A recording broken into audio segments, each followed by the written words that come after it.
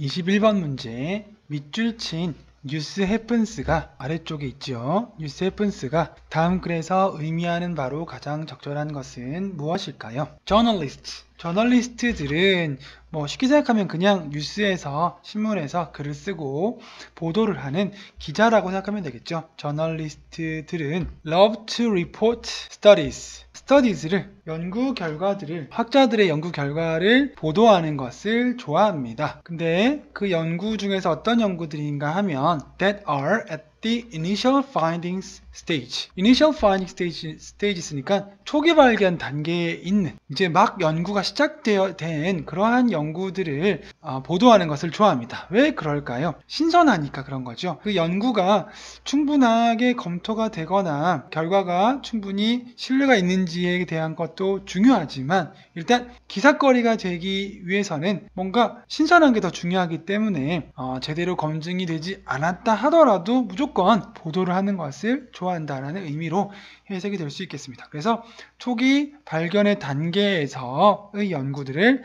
보도하는 것을 좋아합니다. Research that claims. 연구인데 어떤 연구냐면 that claims, 주장하는 연구입니다. To be the first time anyone has discovered. 어떤 누군가의 연구자가 discovered a thing, 어떤 것을 발견을 했는데 to be the first time, 처음으로 어떤 학자가 발견을 했다고 주장하는 연구죠. 그것이 바로 앞에 이제 설명을 했던 초기 발견 단계에 있는 연구에 대한 설명이죠. Because, 왜냐하면 왜 저널리스트들이 이러한 연구에 대해서 보도하는 것을 좋아하느냐 하면 there is newsworthiness, 뉴스로 worthy, 보도할 만한 가치가 있기 때문이죠. newsworthiness, 뉴스로 보도할 만한 가치가 있기 때문에 보도하는 걸 좋아하겠죠. 어떠한 특징이죠? 인대한 novelty는 새로움이란 뜻입니다. 뭔가 새로움이란 측면에서, 참신함의 측면에서 뉴스 보도의 가치가 있기 때문에 누군가가 처음으로 발견했다고 주장하는 그러한 연구들, 즉 초기 발견 단계의 연구를 보도하는 것을 좋아합니다. 저널리스트들이요. 하지만 first ever discoveries, 앞서 언급이 된 처음으로 발견한 연구들, 처음에 그 발견들은 are extremely vulnerable. vulnerable 하면 취약한이란 뜻입니다. vulnerable이니까 아주 취약합니다. 어떤 점에서 취약할까요? To becoming undermined. 여기서 undermined는 약화되다라는 뜻입니다. By subsequent research. subsequent는 후속의, 다음의란 뜻이죠. 그래서 처음에 발견했던 그런 연구들은 다음에 이어지는 연구에 의해서 본인이 계속 연구를 하든 다른 연구자들이 연구를 하든 후속적인 연구가 있겠죠. 그랬을 때 그 다음의 연구에 의해서 becoming undermined, 약화가 될 수 있다는 점에서 어떻다고요? extremely vulnerable, 굉장히 취약합니다. 취약점을 가지고 있습니다. When that happens, 자, 그런 일이 발생했을 때 다음에 연구가 나와서 기존의 최초라고 주장했던 이 연구가 취약해졌을 때, 약화가 되었을, 그 주장성이 약화가 되었을 때 그 저널리스트는 어떤 행동을 할까요? 뉴스 미디어는 저널리스트들은 often don't go back, 종종 어떻게 한다고요? 되돌아가지를 않아요. 처음에 연구는 이랬는데 이렇게 앞으로 돌아가질 않는 거예요. 돌아가지도 않고 그리고 inform their audiences about the change, 변화에 대해서 시청자들에게 알려주지도 않습니다. 돌아가서 알려주질 않는 거예요. 처음에 보도를 접한 시청자들은 궁금할 수가 있겠죠. 이 주장이 사실인지, 더 강화가 될 것인지, 아니면 약화가 된다면 어떠한 이유에 있어서 약화가 되는지, 변화에 대한 궁금증을 가지게 되는데, 최초의 기사 이후에 뒤따르는 기사가 이어졌을 때는 또다시 새로운 기사, 참신성에만 집중을 하고 이전으로 돌아가서 원래의 기사 내용은 이랬는데 이렇게 과정에 포커스를 두지 않는 거죠. 그런데 지금 어떻게 변화가 생겼는지에 대해서 알려주지를 않는 겁니다. Assuming they even hear about it. 그리고 그 저널리스트들이 가정을 하죠. 어떻게 가정합니까? They even hear about it. 그들이 심지어 그것에 대해서 들을 거라고 가정을 하면서 우리가 얘기를 하면 들을 거다라고 가정을 하면서도 돌아가지 않고 변화에 대해서 알려주지를 않습니다. 책임을 다하지 않는 거죠. 켈리 크로우, CBC 뉴스 리포터인 켈리 크로우가 글을 씁니다. quoting one epidemiologist. 밑에 보니까 epidemiologist 하니까 전염병 학자라고 나와 있죠. 한 전염병 학자의 말을 인용을 하면서 글을 켈리가 CBC 뉴스 리포터가 글을 쓰고 있습니다. 그 내용이 무엇인가 보면 There is increasing concern. 자, 어떤 염려가 더 늘어나고 있습니다. 어떤 염려일까? 염려가 더 늘어나고 있는데 that 이하죠. In modern research. 현대의 연구에서 염려가 늘어나고 있습니다. 현대의 연구에서 false findings. 잘못된 발견이 연구가 충분히 잘못된 발견일 수 있죠. 시작할 때는 진실이라고 시작을 접근을 하지만 잘못된 발견이 일어날 수가 있죠. 그런데 문제는 뭐냐면 현대의 연구 분야에서 잘못된 그 연구 분야의 발견 또는 결과가 maybe the majority, 다수일 수 있다고 하는 그런 염려가 점점 늘어나고 있는 거죠. 잘못된 결과가 다수가 되면 좀 곤란하죠. 있을 수는 있겠지만 or 심지어 even the vast majority of published research claims. 자, 심지어 어떻다고요? 발행이 된, 출간이 된 연구 주장이죠. 그건 뭐냐면 발표가 된 거죠. 공공에게, 대중에게 발표가 된, 자, 발표가 될 정도면 충분한 연구를 바탕으로 해서 진실의 결과가 나올 가능성이 높다고 다들 예상을 하겠죠. 그러한 알려진, 발표가 된 연구 주장의 majority, 다수인데 vast majority니까 대다수가, 발행이 된 알려진 연구 주장의 대다수가 잘못된 주장, 잘못된 발견, 잘못된 결과일 수도 있다라고 하는 그런 염려가 점점 늘어나고 있습니다. 전염병 학자의 말을 인용하면서 켈리가 그런 주장을 하죠. 왜 그런 걱정을 할까요? 지금 여기에서 연구자들의 입장이 있고 그 다음에 저널리스트들의 입장이 있겠죠. 그랬을 때 연구자들도 분명히 항상 책임감 있게 연구를 하고 발표하는 자세가 중요한데 여기서 중점적으로 다루는 것은 연구자들은 나름대로 책임감 있게 연구를 하고 발표를 하고 잘못된 것은 바로잡고 이런 과정을 거치고 있는데 결국에는 저널리스트들이 발표를 하면 대중들이 그걸 저널리스트들을 통해서 뉴스 보도를 통해서 받아들이게 되죠. 굉장히 기자의 역할이 중요하죠. 근데 그 기자들이 과정을 잘 지켜보면서 과학자들 못지않은 책임감을 가지고 신뢰가 있을 만한 연구 결과들을 잘 보도를 해야 되는데 그렇다면 잘못된 결과가 대다수가 되지 않을 수가 있는데 그냥 많은 사람들에게 특종, 단독 이런 것을 너무 추구한 나머지 그냥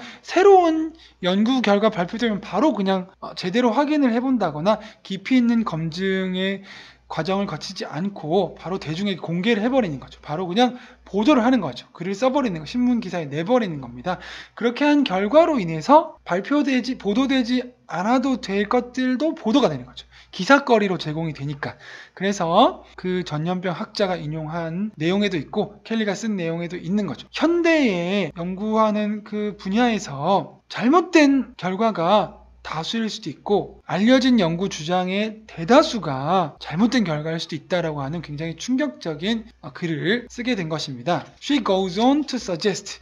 켈리는 계속해서 제시를 하죠. 어떤 의견을 제안을 합니다. That 저널리스트들이 though blameworthy for this tendency. 자, 이러한 앞서 설명했던 그 저널리스트들에 대한 이러한 텐던시, 경향에 있어서 blameworthy, 비난을 받을 만하죠. 그죠? 하지만 도우가 있으니까 이러한 경향에 대해서 비난을 받을 만하지만 저널리스트들은 are aided and abetted. 여기 밑에 aid and abetted 나오죠. 방조하다. 그래서 여기서 수동태니까 are aided and abetted. 방조가 되는 측면도 있다는 거죠. 그러니까 즉 저널리스트들의 잘못만은 아니란 얘기죠. 저널리스트들이 뭔가 신선한, 참신한 소재에 막 매달리는 것, 그러한 경향 때문에 비난을 받을 만한 가치가 있는 것은 사실이지만 그게 100%는 아니고 저널리스트들은 방조가 되고 있습니다. 누구에 의해서 방조가 되고 있습니까? By the scientist. 과학자들에 의해서 방조가 되고 있다고 하죠. 근데 그 과학자들은 who studies they cite. 과학자들의 연구를 저널리스트들이 인용을 하겠죠. 저널리스트들이 인용을 하는 그 과학자들에 의해서 저널리스트들이 방조가 되고 있습니다. 과학자들이 사실은 가만히 있는 거죠. 왜 가만히 있을까요? 잘못됐을 수도 있다고 생각하지만 그렇다고 과학자들이 그럴 거 아니겠어요? 내가 실어달라고 한 건 아니에요. 나는 아직 준비가 안 됐는데 싫더라고요. 이렇게 얘기를 하지만 적극적으로 나서지 않고 방조하는 거죠. 가만히 있는 거예요. 왜 가만히 있을까요? 사실이고 아니고를 떠나서 저널리스트들이 글을 일단 실어주면 그 연구를 주장한 과학자들에게 관심이 몰리게 되겠죠. 그러한 관심은 결국 본인의 명성에도 연결이 될 테고 계속되는 연구에 도움이 될 수도 있겠죠. 그래서 과학자들이 이거는 아직 보도할 만큼은 아닌데 라고 생각하지만 그 말을 하지도 않는 거예요. 그 말을 했다면 저널리스트들 중에서 일부는 글을 쓰려다가 보도를 하려다가 안 했을 수도 있겠죠. 물론 과학자들이 말려도 글을 쓰고 보도할 저널리스트들이 있겠지만 과학자들이 어느 정도 책임감 있는 행동을 했을 때는 저널리스트들의 보도가 좀 그러한 잘못된 보도가 줄어들었을 수 있겠지만 과학자들이 방조하는 측면이 있다는 거예요. 가만히 있는 거예요. 그렇다고 해서 100% 맞다고 얘기는 하진 않겠지만 가만히 있어 버리는 겁니다. She writes that 그녀는 켈리는 글을 씁니다. 뭐라고 글을 쓸까요? That the conclusion sections in scientific abstract. 자, 과학 연구 자료, 연구 논문에서의 abstract.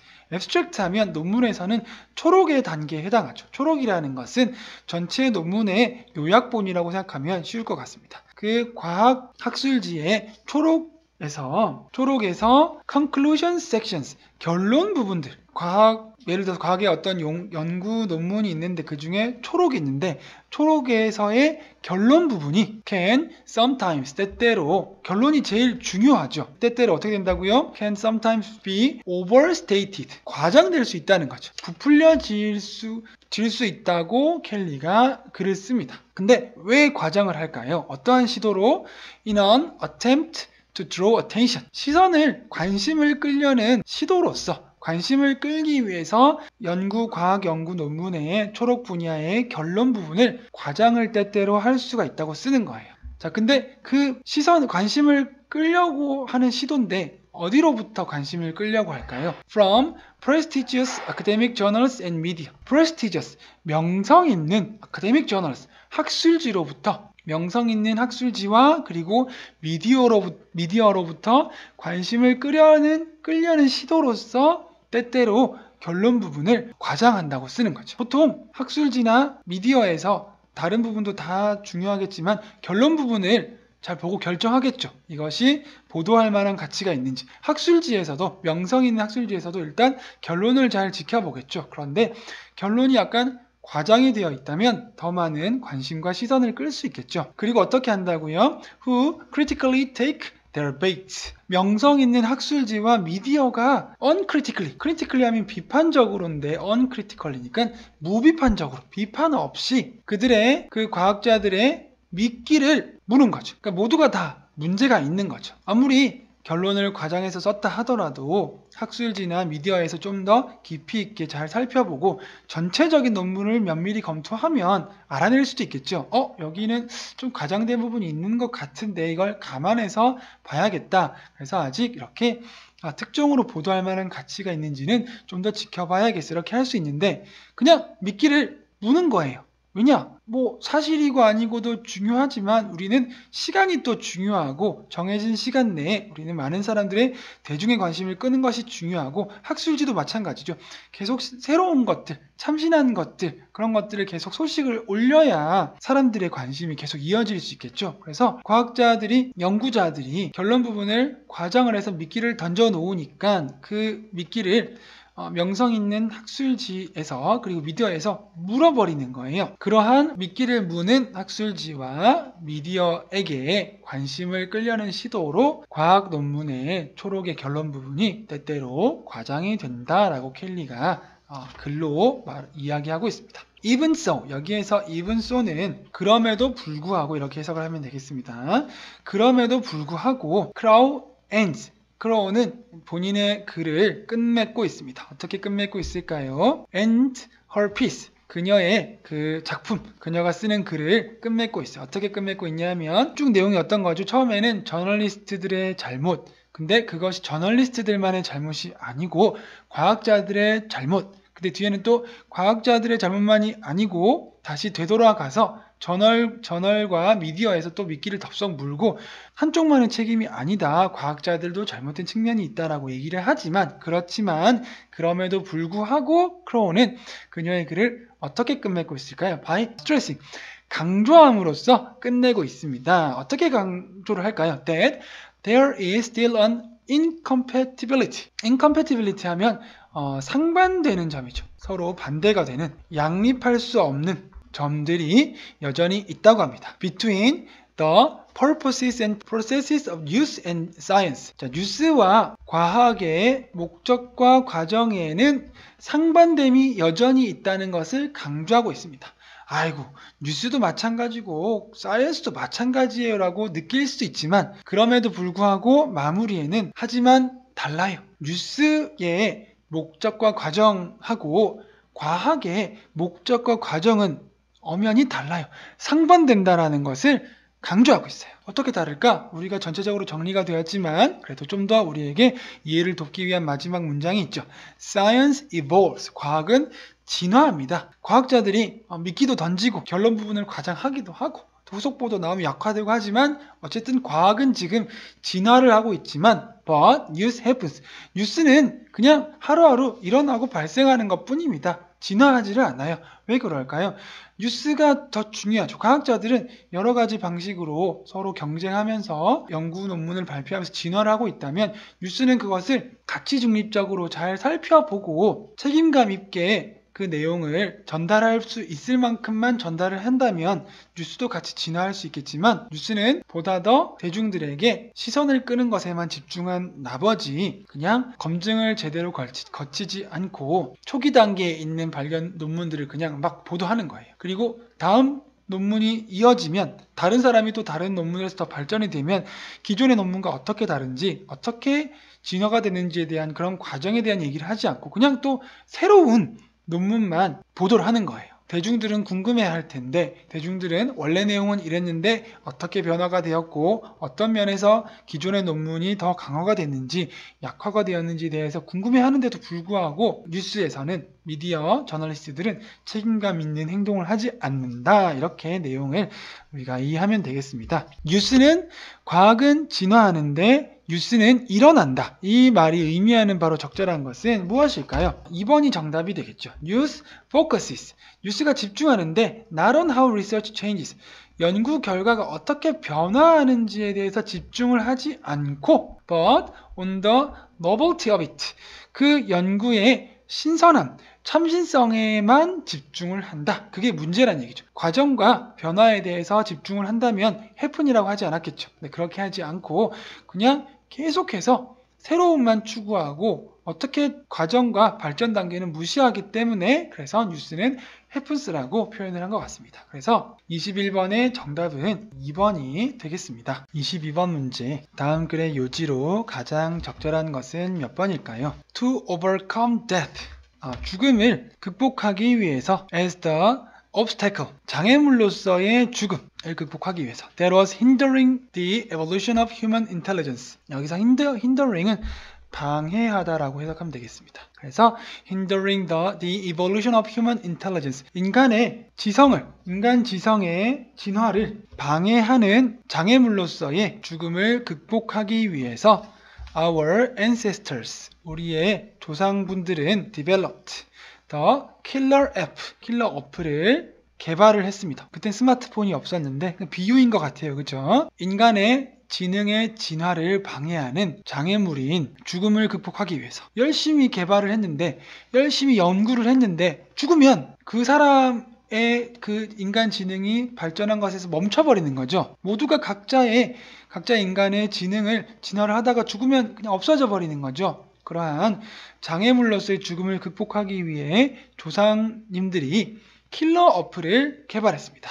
그리고 그 킬러 어플이 that propelled our species forward ahead of all others.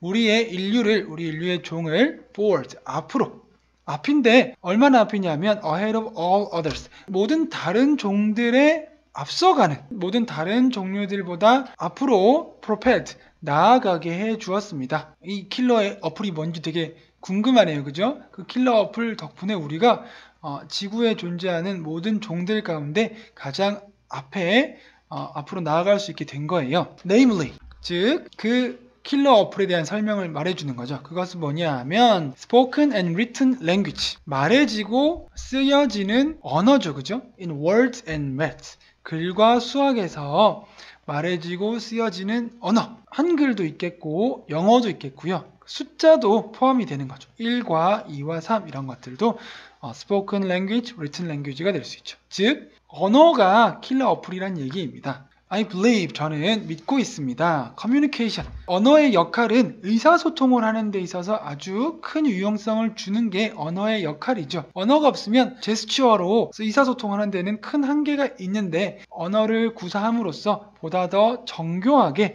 커뮤니케이션을 할 수가 있는 거죠. 그래서 communication was, 의사소통은 뭐뭐였습니다. and still is, 그리고 지금도 뭐뭐입니다. 뭐였을까요? Our most valuable invention, 우리가 우리의 인류 역사상 발명해왔던 가장 가치 있는 발명품이었었고, 그리고 지금도 여전히 가장 가치 있는 발명품이라고 저는 믿습니다. It has helped us. 언어는 우리에게 도움을 주었습니다. 자, 어떤 데 도움을 주었을까요? Preserve the knowledge, learning, discoveries and intelligence. 지식과 learning, 학습과 그리고 discoveries, 발견과 그리고 intelligence, 지능에 대해서, 지능을 보존하는 데 우리에게 도움을 주었다는 얘기죠. 한 사람의 지식으로, 한 사람의 학습이나 발견, 지능으로 끊어지는 것이 아니라 죽으면 없어져 버리잖아요. 그죠? 근데 의사소통을 정교하게 말로써 표현을 함으로써 넘겨주는 거죠. 내가 죽기 전에 내가 가지고 있는 지식과 학습한 것들, 그리고 발견한 것들, 지능들을 살아있는 사람에게 넘겨주면 계속 내려갈 수가 있는 거죠. We have gained, 우리가 얻은 지식, 학습, 발견, 지능을 보존할 수 있도록 해주고, and, 그리고 의사소통이 pass them on from person to person and from generation to generation. from person to person, 사람에게서 사람으로 전달할 수 있게 해주죠. 그리고 from generation to generation,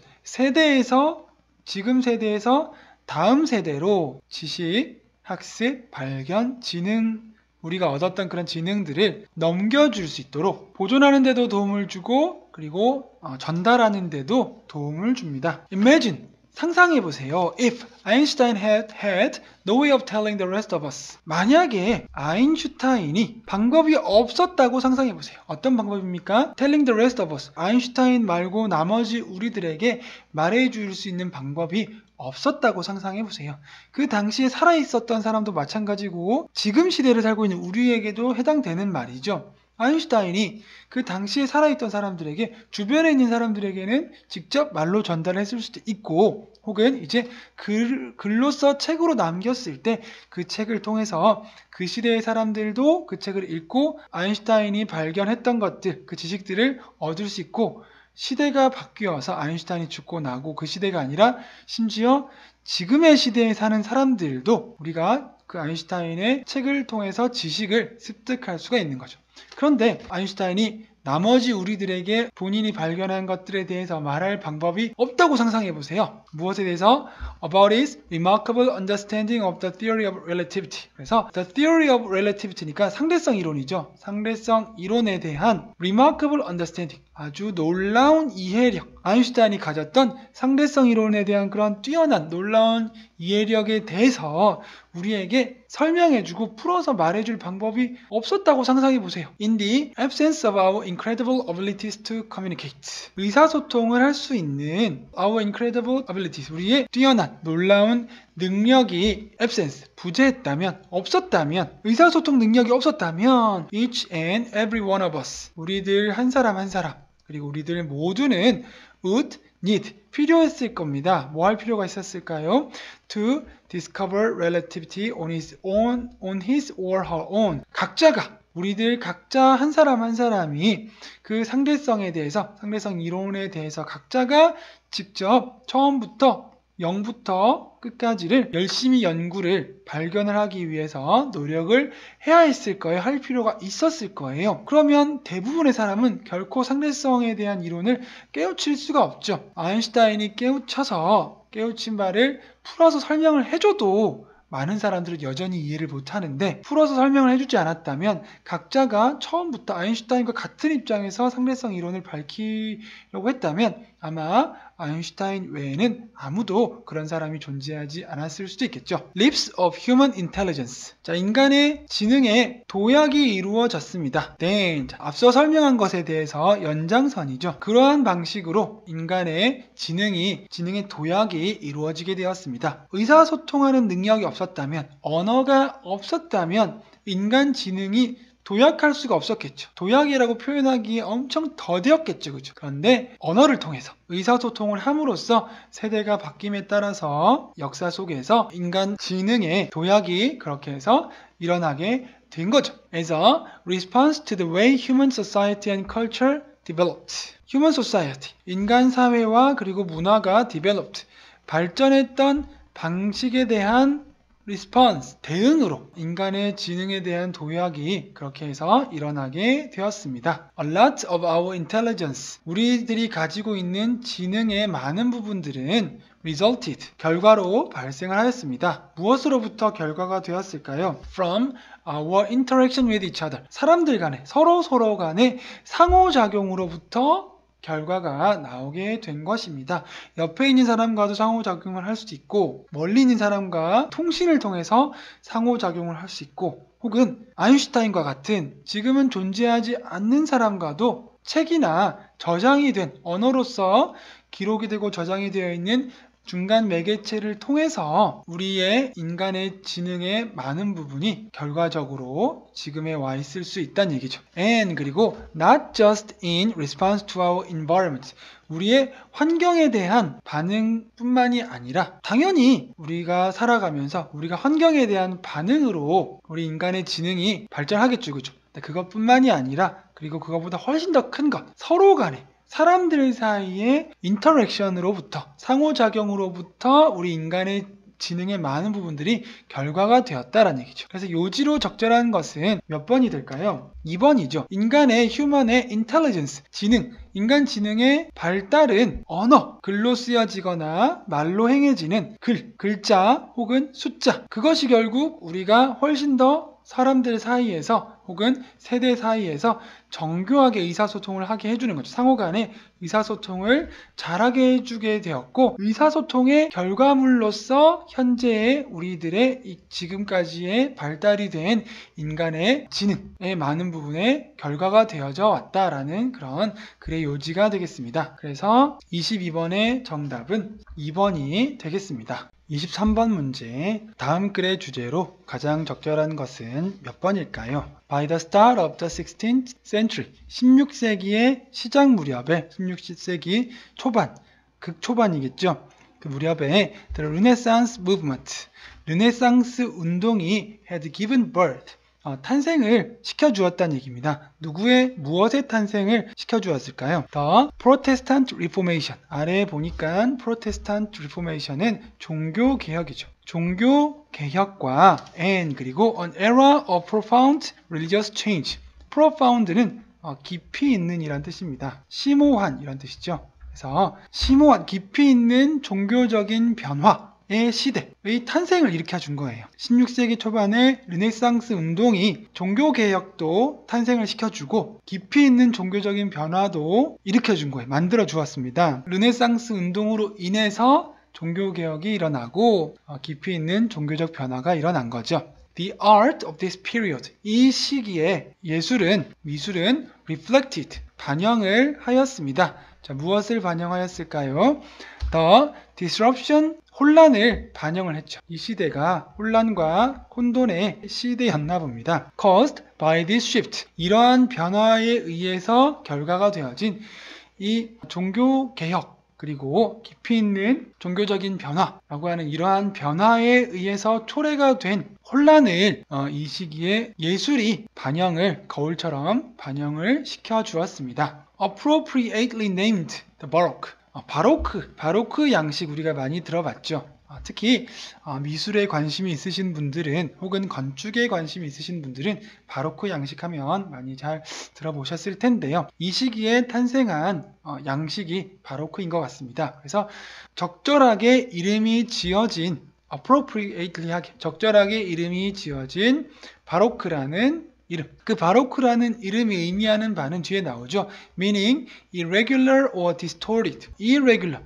불규칙적이거나 또는 distorted 왜곡이 된 것을 뜻하는 바로크라고 적절히 이름이 지어져 있는 그 시대는 기존의 질서에 대한 그 종교 개혁과 종교의 변화에 의한 혼란의 시대이기 때문에 기존의 규칙적이고 질서정연한 형태의 예술에서 약간 변화가 된 바로크 양식은 이제 불규칙적이고 원래의 모습에서 왜곡이 된 모습으로 그림들이 예술품들이 표현이 되었다고 볼 수가 있겠죠. European painting in the 16th century 16세기의 유럽의 그림들, 유럽의 그러한 양식들, 화법들은 largely focused on 아주 크게 초점을 맞추고 있습니다.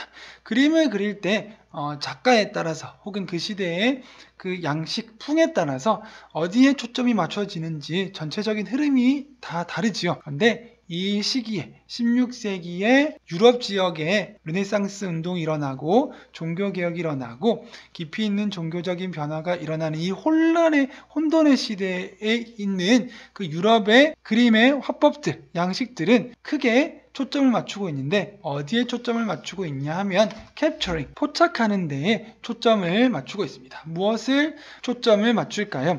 motion, 움직임, 드라마, 어떤 드라마 액션, 극적인 그런 행동들, 드라마와 액션, 그리고 그리고 powerful emotion, 아주 강력한 감정들의 그런 것들을 포착하는 데에 초점을 주로 두고 있었습니다. Painters, 화가들은 employed, 사용을 했습니다. 무엇을 사용했냐 하면 the strong visual tools, 아주 강력한 시각적인 도구들을 사용을 했습니다. of dramatic composition, 극적인 구성 요소인 아주 강력한 시각적인 도구들을 사용했습니다. 그리고 intense, 아주 강렬한 contrast of light and dark, 빛과 어둠이니까 명과 암이죠. 명암의 대비, 명암의 아주 강렬한 대비를 사용을 했죠. and 그리고 emotionally provocative subject matter, 여기서 subject matter 하면 주제, 소재란 뜻입니다. 감정적으로 아주 자극적인, 뭔가 근데 하나하나에 대해서 우리가 정확히 이해는 하지 못하더라도 전체적인 그런 느낌은 읽을 수가 있겠죠. 기존의 고전적이고 아주 그냥 질서 정연하고 있는 그대로를 그리고 아주 마음에 평안하고 안정적인 그런 것으로부터 약간 벗어나서 혼돈의 시대 속에서의 그 유럽에서의 르네상스 시대를 거쳐가는 16세기의 화법, 바로크 양식을 했을 때 뭔가 강렬한, 명과암의 강렬한 대비, 극적인 구성 이런 것들이 직접적으로 와닿지는 않아도 기존에 앞서 설명했던 것과는 대비된다는 정도로만 이해를 해도 될 것 같아요. 그래서 감정적으로 자극이 되는 아주 자극적인 소재들을 사용했다. 그 소재들을 사용했다고 합니다. 그래서 극적인 구성 요소들, 강렬한 명암의 대비, 그리고 감정적으로 자극적인 소재들의 아주 강력한 시각적 도구들을 사용했습니다. 그게 뭔지는 잘 와닿지도 않고 정확히 알 수 없지만 어쨌든 이러한 것들의 시각적인 도구들을 사용을 했다고 합니다. 뭐 하기 위해서요? To stir up feelings of disruption. feelings of disruption이니까 혼란의 느낌, 혼란스러운 느낌을 stir up 하면 일으킨다는 뜻이죠. 한번 적어 보겠습니다. 일으키다. 사람들 마음 가운데 내면에 다 저마다 가지고 있는 그 혼란스러운 상황의 그런 느낌을 꺼내는, 사람들의 마음을 꺼내어서 그림으로 표현을 하려고 하죠. 그런 걸 일으켜주는 극적인 요소들, 강렬한 명암의 대비, 감정적으로 굉장히 자극적인 어떤 소재들, 뭔지는 모르겠지만 그런 것들을 이제 표현하기 위해서 강력한 시각적인 도구들을 화가들이 사용을 한 거예요. 그 시대에 맞게 시대의 상황을 잘 reflect, 반영을 하고 있는 것이죠. Religious subject, 그 종교적인 주제들은 were often portrayed 하면 묘사하다라는 뜻이죠. 종교적인 주제들은 종종 묘사가 됩니다. In this era. 이 시기에, 이 시대에 종교적 주제들이 종종 묘사가 되는데 어떤 식으로 묘사가 되냐 하면 through new dramatic visual language. 뭔가 새로운, 기존과 다른 새로운 극적인 시각적인 언어를 통해서 묘사가 됩니다. 정확히 우리가 그림을 보면서 하나의 예시를 보고 그림을 보면 좀 이해가 될 수 있지만 이 자체로는 평소에 이 역사, 이 시대의 역사와 미술에 대한 깊은 관심이 없다면 와닿지 않을 수 있어요. 하지만 와닿지 않아도 문제는 풀 수 있습니다. 그냥 전체적으로 그런가 보다 키워드별로 크게 정리를 해 나가면서 해석을 하면서 문제를 풀어야 될 것 같습니다. A contrast to the reverential portrayal of religious figures. 길죠? 밑에 보니까 reverential 하면 경건한이란 뜻이죠. In earlier traditions, 여기까지 해석해 보겠습니다. In earlier tradition, 오래전에 전통 속에서, 일찍이 이전의 전통 속에서 종교적인, 여기서 figure는 인물들이죠. 오래전 작품들을 보았을 때 그 전통 속에서의 종교적인 인물에 대한 경건한 묘사에 대한 대비로서 이 종교개혁이 있기 이전에는 그림을 통해서 종교적인 지도자, 종교적인 인물들을 보면 경건하게 묘사가 되어 있는데 이제 이 르네상스 운동을 거치면서 종교개혁과 깊이 있는 종교적 변화의 시대를 거치면서 16세기의 유럽의 문화 양식 속에서 종교를 주제로 한 그림을 보니까 종교적인 인물에 대해서 이전과 다르게, 이전에는 경건하게 묘사를 했다면 지금은 그와 대비되게 묘사를 했다는 거죠. 대비되게 아주 새롭고 극적인 시각적 언어로서 표현을 했다고 합니다. 다음, in order to capture the social disruption surrounding Christianity and the Roman Catholic Church. 크리스티애니티 하면 현재 우리가 이해하고 있는 기독교를 대한 설명이죠. 보통 성당 가면 가톨릭이고 교회 가면 기독교죠. 그 차이를 이해하면 되겠습니다. 그래서 Christianity, 기독교와 and the Roman Catholic Church, 로마 가톨릭 교회를, 천주교를 둘러싸고 있는 the social disruption, 사회적인 혼란을 capture, 포착하기 위해서 이 종교개혁이라는 것이 로마 카톨릭에서 기독교가 빠져나온 거죠. 서로 원래 한 몸이 한 덩어리였는데 그 속에서 갈등이 야기가 되면서 새롭게 기독교라는 것이 나오게 되고 그리고 나서는 로마 가톨릭과 크리스티애니티가 서로 맞서 있는 형국이 되는 거죠. 그러면 사회적으로 혼란이 그래서 그로 인해서 야기가 되고 있는 것이죠. 넌 어디 교회 다니니? 넌 가톨릭이니? 넌 크리스티애니티니? 기독교니? 그럼 우리는 서로 싸워야겠구나. 넌 잘못됐어. 가톨릭은 맞는데 너 왜 잘못된 얘기를 하는 거니? 그랬더니 한쪽에서는 아니야.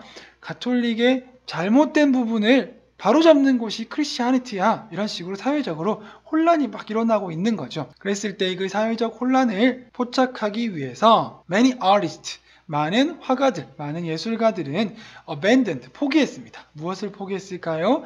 Old standards of visual perfection, 시각적인 완벽함을 이루는 오래된 기준들을 포기했어요. From the classical and Renaissance periods in their portrayal of religious figures. 끝에부터 해석을 해보면요.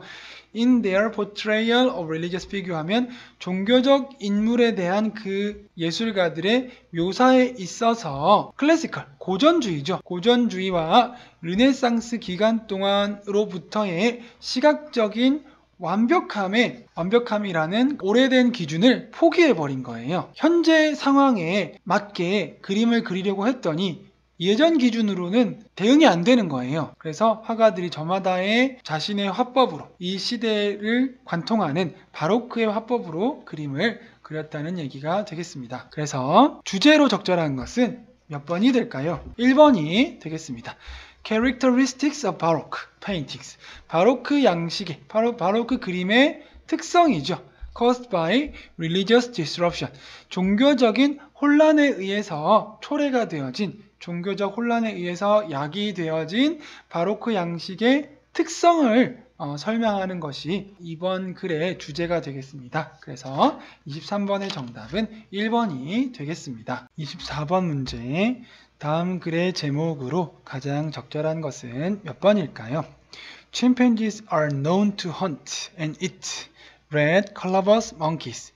침팬지들은 레드 컬러버스 먼키스들을 그 원숭이들의 한 종류겠죠. 레드 컬러버스 먼키를 사냥을 해서 먹는 것으로 알려져 있습니다. Although 비록 솔로 메일 침팬지 수컷 침팬지 한 마리가 typically 보통은 전형적으로 initiate a hunt 사냥을 시작을 하지만 사냥을 시작할 때는 수컷 침팬지 한 마리가 보통 시작을 하지만 others 다른 침팬지들이 often join in 종종 그 사냥에 참여를 합니다. 같이 사냥을 합니다. And 그리고 hunting success 사냥의 성공은 is much higher 훨씬 더 성공률이 훨씬 더 높아집니다. 언제일까요? When chimps hunt as a group 침팬지들이 그룹으로서 단체로 사냥을 할 때 성공할 확률이 더 높아지는 거죠.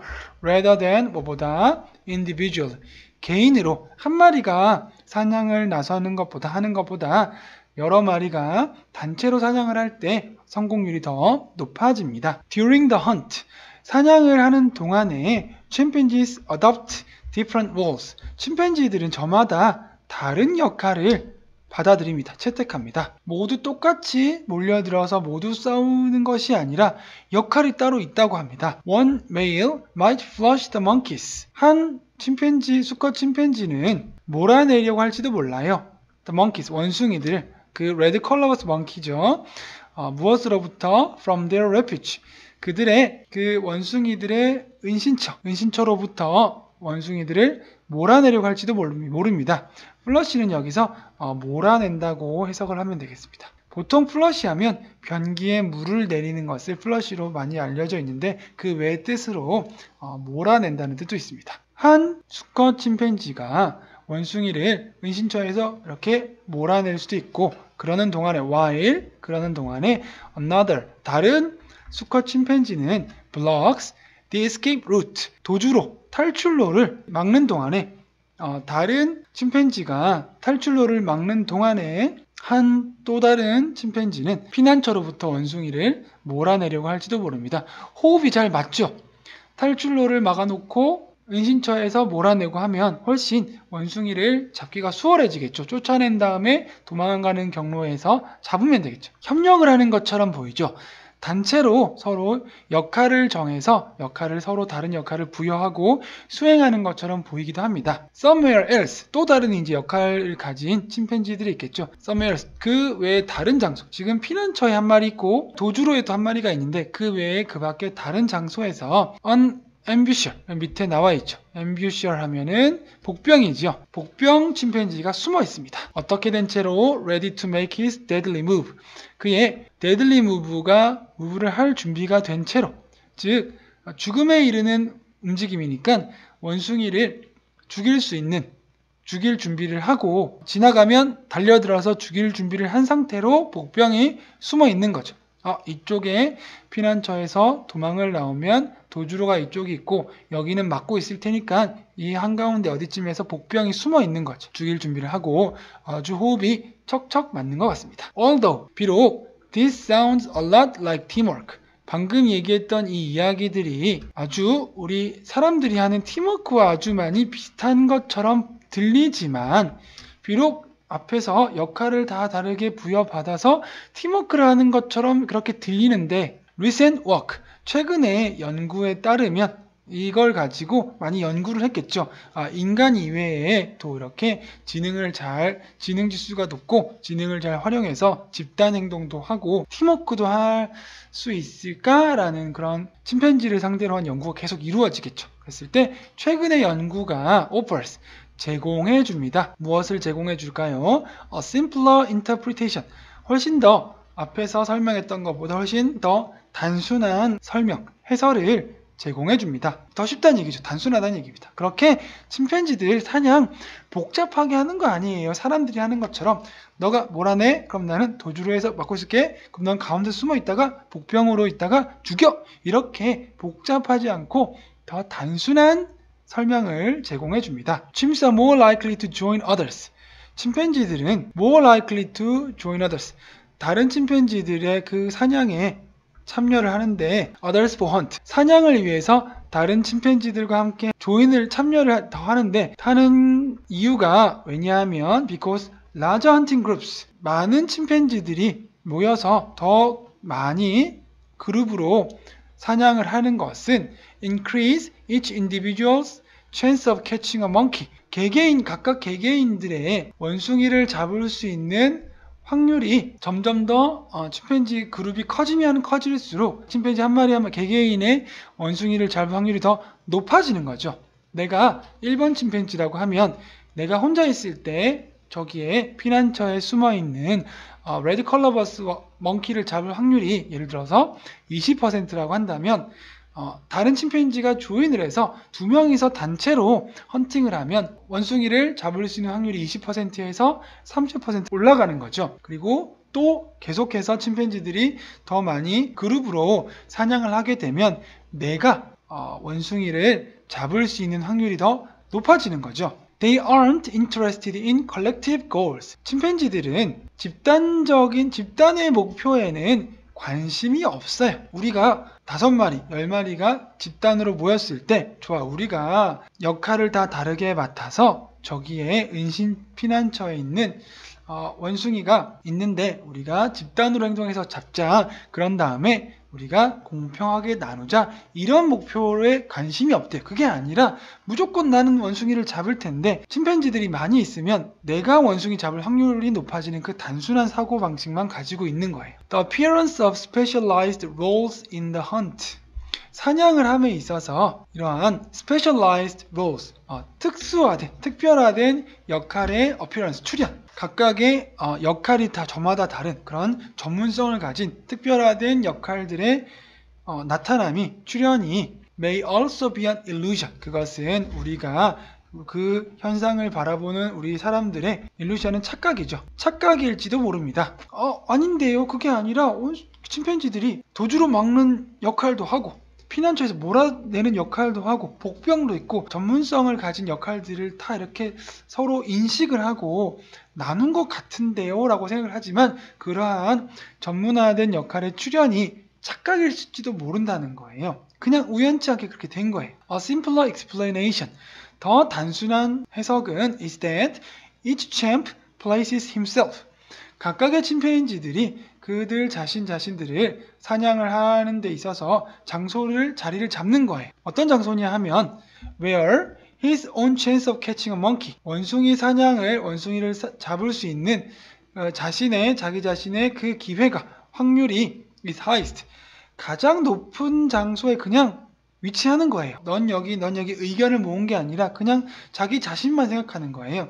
내가 어디에 있으면 원숭이를 가장 잘 잡을 수 있을까만 생각하는 거예요. Relative to the positions to the others. 다른 침팬지들이 이미 자리 잡은 장소와 비교를 했을 때, 만약에 피난처에서 몰아내는 침팬지가 있으면 그 침팬지가 먼저 자리를 잡았기 때문에 거기서 싸움이 벌어지는 건 아니고 그 장소, 다른 침팬지가 이미 자리 잡은 그 자리에 비해서 내가 원숭이를 잡는 데 있어서 확률이 더 높은 곳을 그냥 고르는 것 뿐이라는 거예요.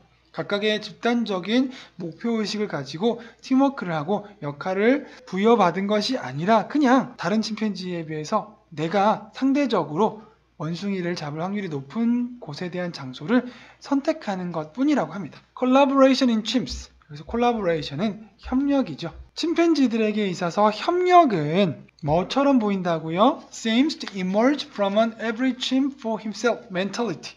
Every chimp for himself 하니까 자기 자신을 위한, 각각의 침팬지 각각 자신을 위한 모든 침팬지라고 하는 그런 mentality, 그런 정신력, 나 자신을 위한 모든 침팬지라고 하는 그러한 생각, 그러한 정신, 그러한 사고방식으로부터 침팬지에 있어서의 협력이라고 하는 것처럼 보이는 것이 나오는 것처럼 보입니다. 그 협력을 하려고 하는 것이 아니라 협력을 해서 집단의 목적을 달성을 하고 그 다음 분배하고, 이게 아니라 나 자신을 위해서 존재하는 다른 침팬지들, 그리고 침팬지들이 있을 때 오로지 내가 원숭이를 잡기 위해 더 좋은 장소는 어딜까, 다른 침팬지들보다 내가 더 유리한 곳이 어딜까 라고 하는 그러한 사고방식에서 우리가 바라보는 침팬지들의 협력 관계가 나오는 것처럼 보입니다. 이렇게 얘기가 끝맺어지고 있습니다. 자, 제목으로 가장 적절한 것은 무엇일까요? 1번이죠. Chimps Group Hunt. 침팬지들의 단체 사냥, 그룹 사냥에 대한 설명인데 It's all about myself. 나 자신을 위한 거야. 내가 원숭이를 잡으면 그만이야. 나머지 침팬지들, 너희들은 도와주기만 해. 나만 잡아서 나 가져갈 거야. 내가 일단 잡는 게 중요해. Not ourselves. 우리 집단을 위한 것이 아니라 지금 같이 사냥을 나가는 침팬지 그룹을 위한 것이 아니라 모든 것이 나만을 위한 거야. 나 자신을 위한 모든 침팬지들. 이러한 사고방식 주제가 되겠죠. 그래서 24번의 정답은 1번이 되겠습니다. 25번 문제. 다음 표의 내용과 일치하지 않는 것은 몇 번일까요? 자, 표의 주제를 먼저 봐야 되겠죠. New cars in the EU. 유럽연합의 신차에 대한 얘기죠. By fuel type. 연료의 종류에 따른, 연료의 타입에 따른 유럽연합에서의 새로운 차들, 신차에 대한 테이블입니다. 연도는 in 2018 and in 2020, 2018년과 2020년에 있어서 2년 사이에 걸쳐서 연료 타입에 따른 유럽연합 시장에서의 자동차 신차 시장에 대한 설명입니다. 타입을 보면 연료의 타입은 가솔린, 보통 많이 사용하는 가솔린이죠. 그 다음에 디젤이 있고요. 하이브리드 일렉트릭 있고 alternative fuels, 배터리 일렉트릭, 플러그인 하이브리드 이렇게 6종류의 연료의 타입이 있습니다. 각각의 점유율, share of new cars니까 신차의 점유율을 뜻합니다. 그래서 오른쪽에 갭을 보면 가솔린과 디젤은 2018년에 비해서 2020년에 점유율이 줄어들었죠. 나머지는 모두 2018년에 비해서 2020년에 점유율이 더 늘어났습니다. 이 정도까지 간단하게 파악을 하고 문장을 해석하면서 일치하지 않는 것을 살펴보도록 하겠습니다. The table above. 위에 있는 테이블은 shows, 보여줍니다. 뭘 보여줄까요? 요 위에 있는 거를 쭉 읽을 거예요. The share of new cars in the EU by fuel type in 2018 and in 2020. 2018년과 2020년에 있어서의 연료 타입별 유럽연합에서 신차들의 점유율을 보여주고 있습니다. 첫 번째 문장은 대략적인 설명에 요약을 했죠. 다음 1번 Compared to 2018 2018년에 비교해서 보았을 때 The share of both gasoline and the diesel 가솔린과 디젤 둘 다의 점유율은 cars decreased in 2020 2020년에는 둘 다 2018년에 비했을 때 decreased 감소했죠. 갭을 보니까 55.6에서 47.5로 줄어들었고 36.7에서 28로 줄어들었죠. 그래서 둘 다 감소했습니다. 일치하는 내용이죠. 1번. 다음 두 번째. However, 하지만 gasoline cars still held the largest share of new cars in 2020. 하지만 2020년에 가솔린 자동차는 여전히 신차의 가장 많은 점유율을 기록하고 있습니다. 가장 많은 점유율을 가지고 있습니다. 그렇죠. 2020년에도 47.5%로 가장 높은 점유율을 보이고 있죠. Followed by 그 뒤를 diesel vehicles 디젤 자동차가 followed 그 가솔린 자동차의 다음을 뒤따르고 있죠. Which made up more than a quarter of new cars in the same year. 자, 동일한 해, 같은 해, 2020년이죠. 2020년 같은 해에 신차의 quarter, 4분의 1이죠. 4분의 1보다 more, 더 많은 점유율을 이루면서 디젤 자동차가 두 번째죠. 그래서 제일 첫 번째 점유율 가솔린 다음을 뒤따르고 있습니다. 보니까 첫 번째 가솔린이 47.5%이고 두 번째 디젤 28% 맞죠? 디젤보다 더 높은 점유율은 없으니까 두 번째가 맞고 28%는 쿼터는 4분의 1로서 25%죠. 그래서 25% 이상이니까 표의 내용과 2번은 일치하는 내용이죠. 다음 3번 Hybrid electric cars increased. Hybrid electric cars는 증가했습니다. By 7.9% points in the share of new cars from 2018 to 2020. 2018년에서 2020년으로 되면서 신차 시장의 점유율에서 7.9%포인트로 증가했습니다. 자, 하이브리드 일렉트릭 보니까 4%에서 11.9%가 되었고 7.9%가 증가했죠. 그래서 3번도 맞는 얘기죠. 7.9%포인트로 포인트가 더 증가했으므로 맞는 얘기가 되겠습니다. 다음 4번. In 2018년에는 the share of new cars powered by alternative fuels. alternative fuels로 구동이 되는, 달리는 새로운 신차의 점유율. 그냥 쉽게 얘기하면 그냥 alternative fuels의 점유율은 were larger than that of battery electric cars. 배터리 electric cars보다 더 많았습니다. 자, 여기 보니까 2018년도 왼쪽이죠. 2018년도에 얼터네이티브 fuels의 점유율이 1.8%이고 배터리 일렉트릭은 1%니까 얼터네이티브 fuels가 점유율이 더 높았죠. 일치하네요. 그죠? But 하지만 in 2020년에 the share of battery electric의 점유율은 배터리 일렉트릭 카스까지죠. 점유율은 more than twice, 2배 이상입니다. that of cars using alternative fuels. 얼터네이티브 fuels를 사용하는 자동차의 점유율의 2배 이상이 되었습니다. 2018년도에는 배터리 일렉트릭이 얼터네이티브 fuels보다 점유율이 적었는데 2020년에는 배터리 일렉트릭이 얼터네이티브 fuels보다 더 많아졌죠. 근데 많아진 것도 모자라서 more than twice, 2배 이상이 되었죠.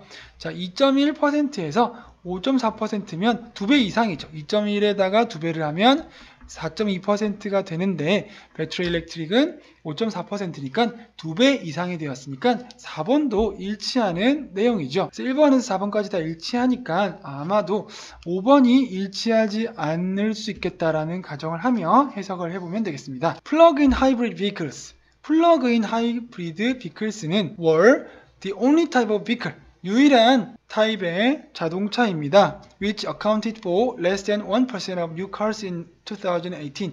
2018년도에 신차 시장의 점유율에서 1%도 안 되는 1%보다 낮은 수치, 낮은 점유율을 기록한 유일한 종류의 자동차입니다. 2018년도에 보니까 플러그인 하이브리드는 0.9%지요. 맞는 얘기죠. 1%보다 낮은 자동차 계통이고 나머지는 다 1% 넘죠. 그래서 1%를 넘지 않는 유일한 타입. 여기까지는 일치하는 내용이다. 맞는 내용이에요.